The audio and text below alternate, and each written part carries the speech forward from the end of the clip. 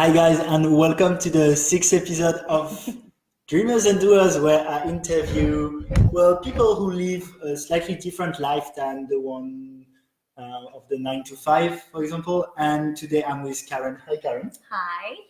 So Karen, you're what we could call a digital nomad Yeah. and working in social media. So I can let you present yourself.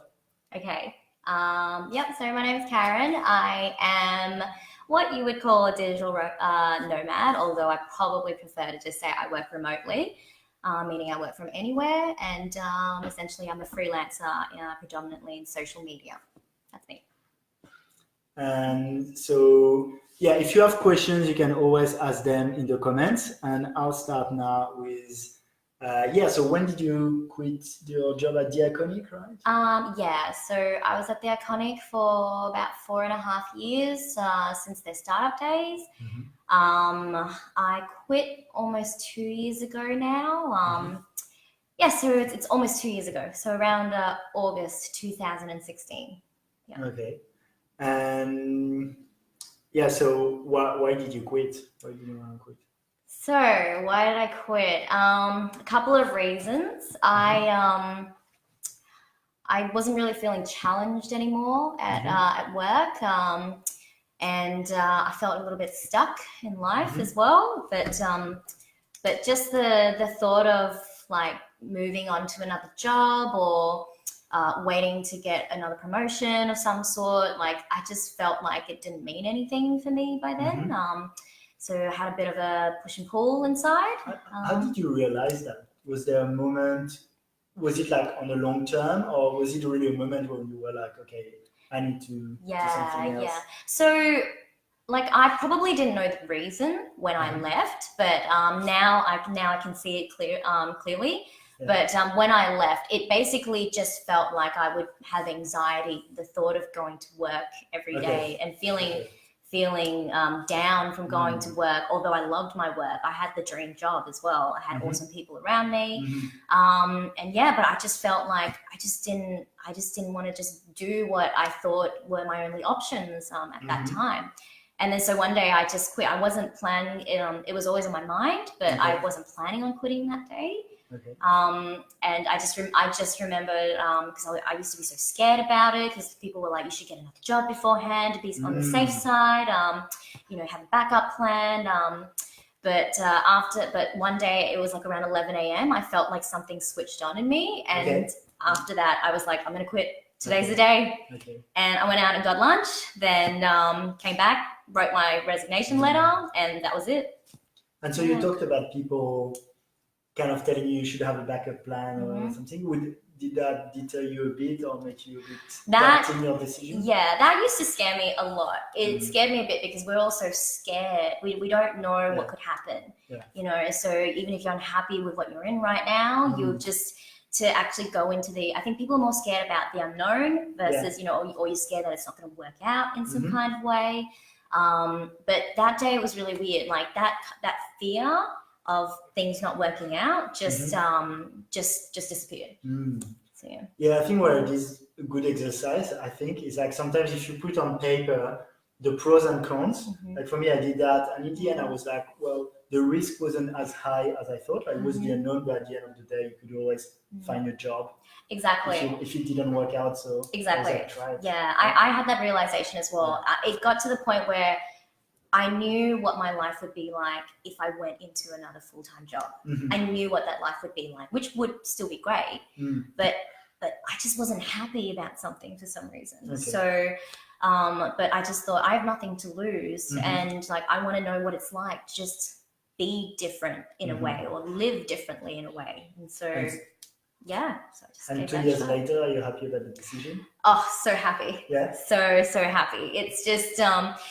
I can't really tell you what I'm doing or where I could be in even next month or, for sure, or the month after that. But I love it. Like I've learned to accept the slightly sporadic lifestyle. Yeah, it's good.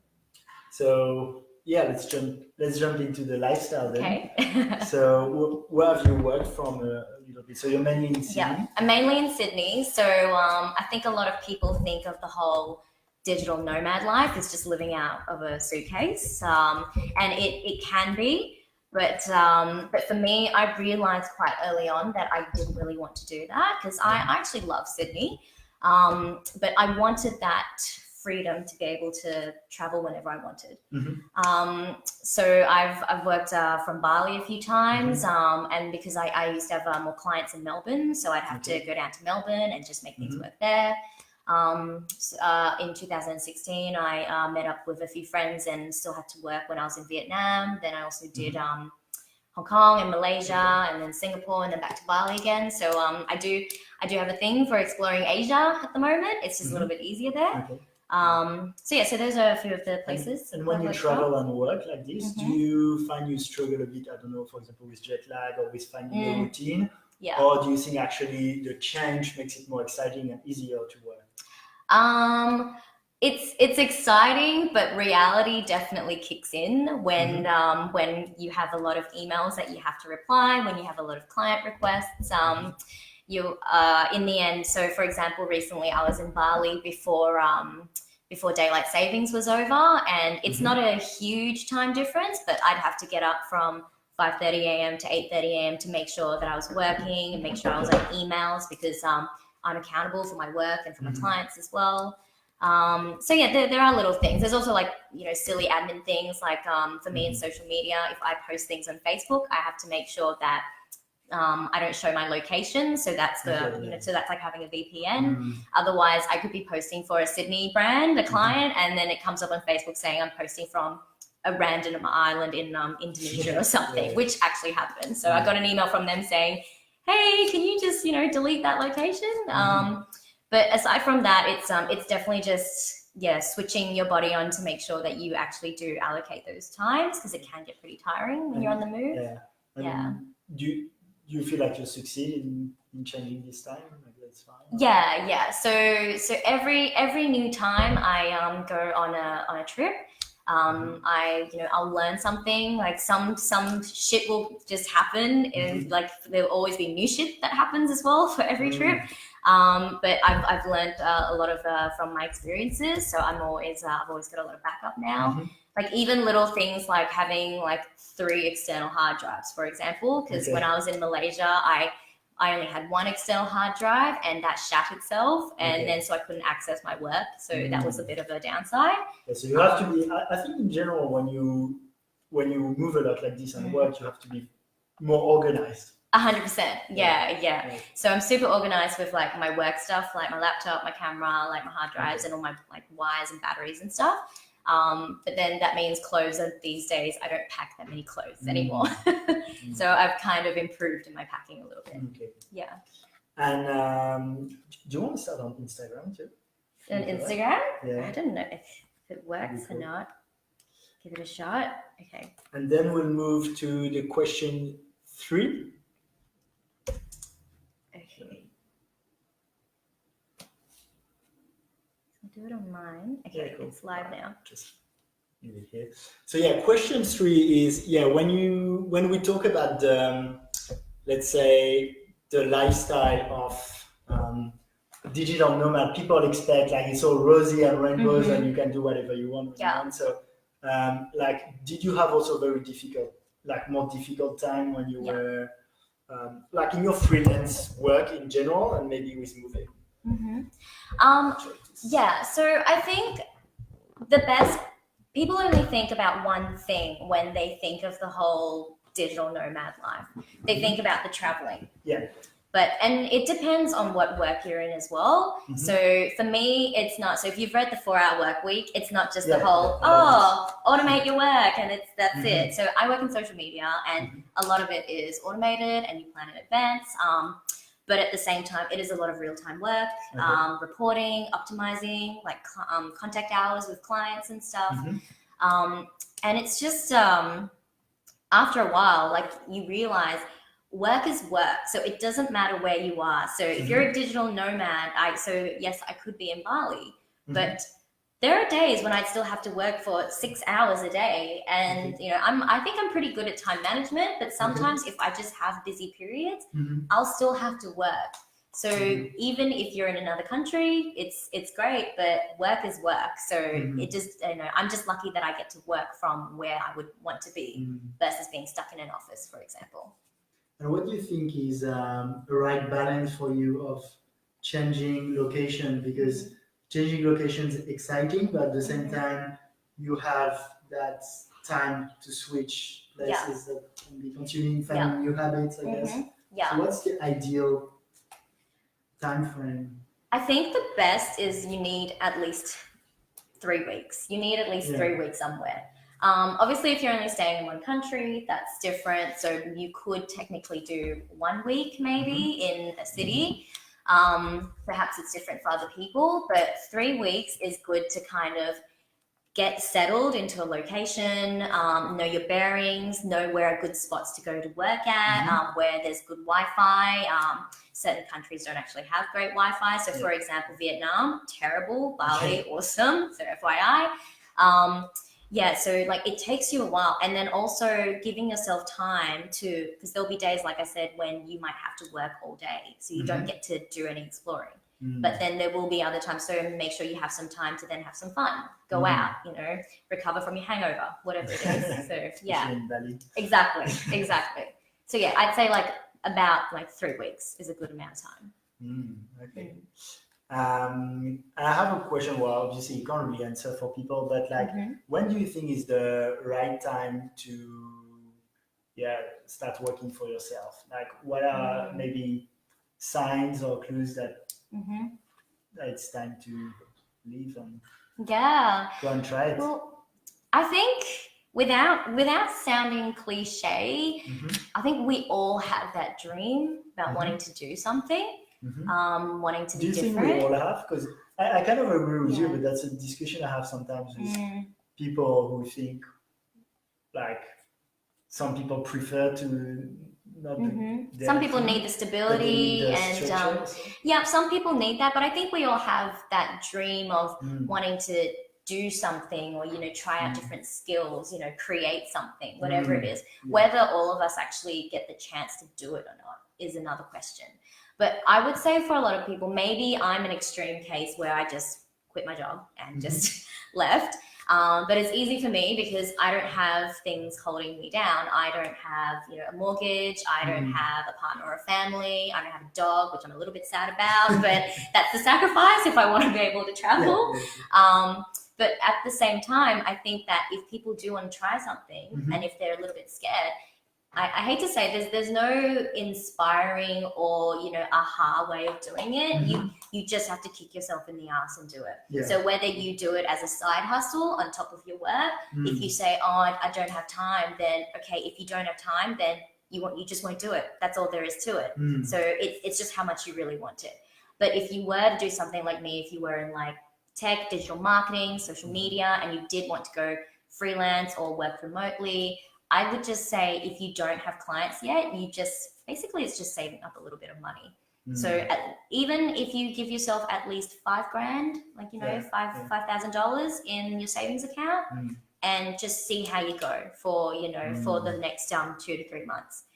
Usually what happens is by the time you quit your job and to live this lifestyle, you don't have time to worry and you don't have time to get scared about things. You're too busy just trying to make it work and just trying to talk to people or trying to get clients and just trying to make this lifestyle work. So it's going to be, it's more likely that you will be able to succeed by then as well. Yeah. Okay. Yeah, I mean, that's often the case that when you want to do something, it's just like to start doing it. Exactly. It's all in starting. It's all in starting. Yeah. Okay. Yeah. Obviously, guys, if you have questions, ask questions and Karen will answer. And in the meantime, so this is more on the digital nomad lifestyle, but because you work in social media too, I do. I think what can be interesting also is to understand your usage of social media, because like in the personal growth space, it's like, so for example, you can use it a lot to transmit your ideas, but at the same time, there's a lot of addiction that starts to arise with social media. Yeah. So how do you deal working a lot with social media, but at the same time not feeling like you have to be on your phone all the time? So for me, Most of the time when I'm working for my clients, when it's actually to do with work, I'm quite lucky to be able to restrict it to technically office hours or the daytime. Okay. I don't actually do that much of community management, like moderation. So most of my clients will have like customer service teams to do that. So luckily that means I don't always have to check all the time, which is a good thing.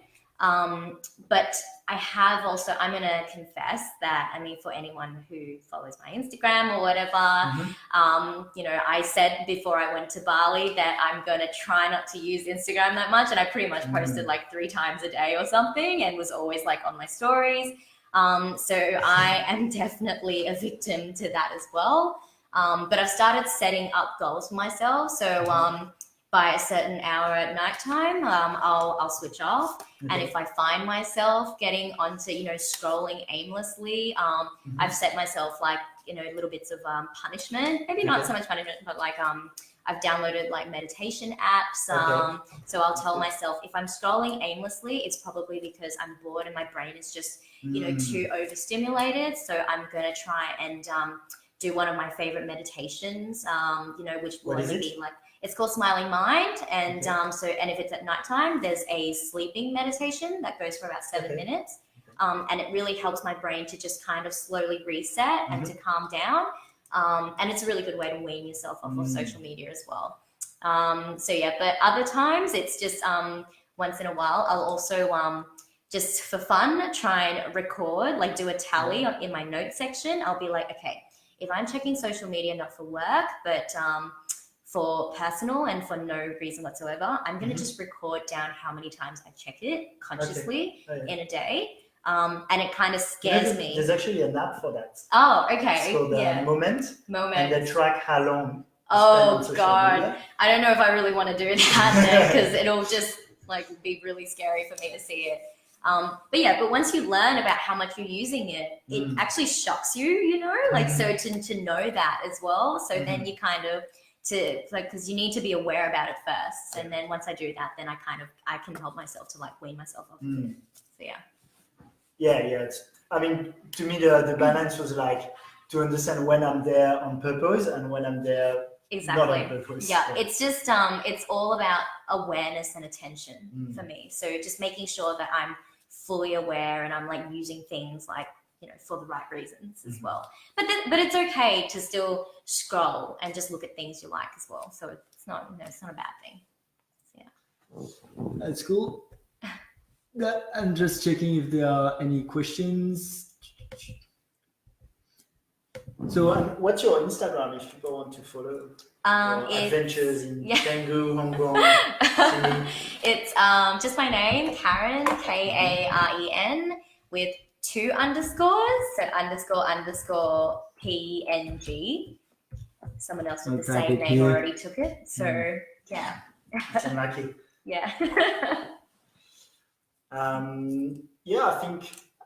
think it's pretty good. Like, it's actually really interesting for me because thinking of moving a little bit and trying to work in different places, but I'm trying to figure out how much it's cool, but how much at the same time it can be harmful to my routine and to how efficiently I work.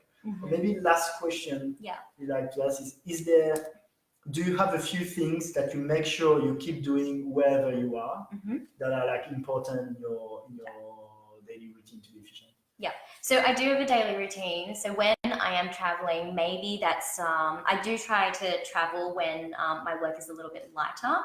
I have ongoing clients, but I'll just know that I don't have like a big strategy project or whatever it is. But I have the same routine every morning. I'll usually have a cup of tea or a matcha, and I've got a notebook. It's actually by Migos called Get Shit Done, and it's just like a little checklist. So every morning I'll still be checking my emails to see what do I need to do for that day. Is that a physical notebook? Yeah. So I'm still, so I actually still love writing things down. It actually helps me, it helps with memory retention. So you should definitely give it a try. Me too. So I do that. And I guess actually one of the downsides for my job as well is perhaps I can't always switch off either. So like Okay. other people in full-time jobs can get the paid annual leave for 4 weeks where you don't need to check your emails. For me, it's more of a consistent flexibility, Okay. but it means that there's a chance I will have to work throughout. But that's okay. So every morning is still dedicated to work, emails, and so probably every day, at least like Monday to Friday, I need to do at least 2 to 3 hours of work. That's like super light days. So yeah, so I do still have a routine, and it's a lot of discipline to do that. So again, like in Asia, even if the time zones aren't that big, it might mean I have to wake up at 5 a.m. through to whatever, just to make sure I'm there for my clients as well. So you can do some sun salutations. Yes. Bit of stretching and yoga for sure. Okay, so I got your question. Sorry, Mathieu, because I was missing the first ones. So Mathieu is, I can see more and more people being able to have their own marketing agency. Do you think this kind of work can be automated at some point? That's a good question. Despite the creative part. So, so as now there are so much example of projects available on the web that an AI could use to create original project based on a brief. So how much do you use, I guess, a lot of online tools? So we have a lot of scheduling. Planning, Yeah. So we do use a couple of tools, probably more in analytics.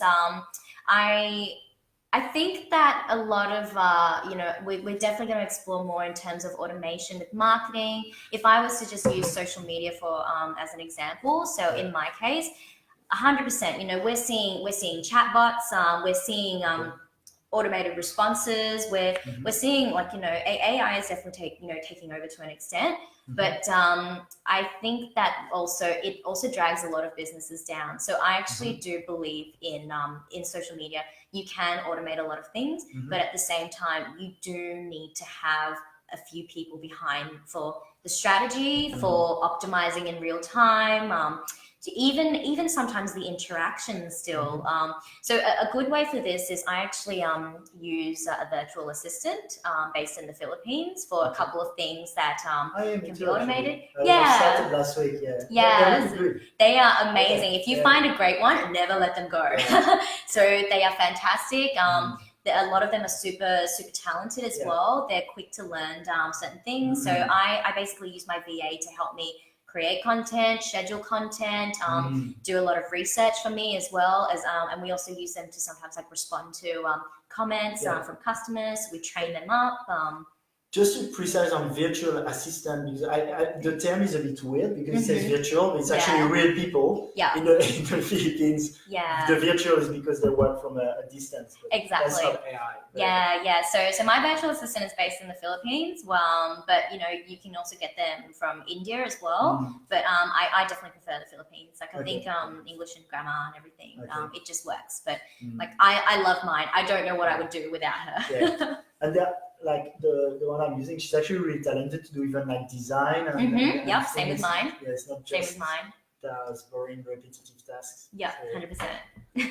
And I'll check if there are more questions. So Mathieu, it's not out of topic at all. That was actually spot on. And I think that's pretty much it. That's it. Cool. Thanks, guys, for following this 6th episode. Thank you so much, Karen. Thanks for having me. And I'll be at least for sure really excited about your next adventures. Maybe I'll see you in Bali soon, because apparently it's going to be very cold in Sydney this time around. So and cheap flights to Bali are super cheap right now. I'll go work there a little bit. Yeah. So maybe we'll see you there. Any projects you want to share? Couple of passion projects. I mean, aside from a couple of clients in social media, I teach social media as well at General Assembly. But I'm always but the great part about my work and lifestyle is that I get to also then sit down and think, well, what else do I just want to do next? It could also have nothing to do with my work. It could, but it's just, what do I want to do next?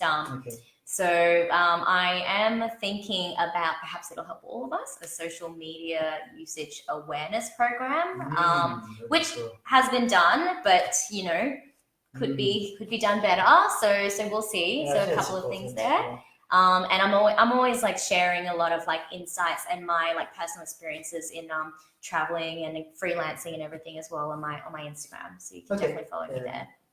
Yeah, it's a good one to have a good idea of what it is to So, be a digital nomad. Yeah. So it's more of, I like to do the whole expectation versus reality of that life, because I know that the grass always appears greener than this side.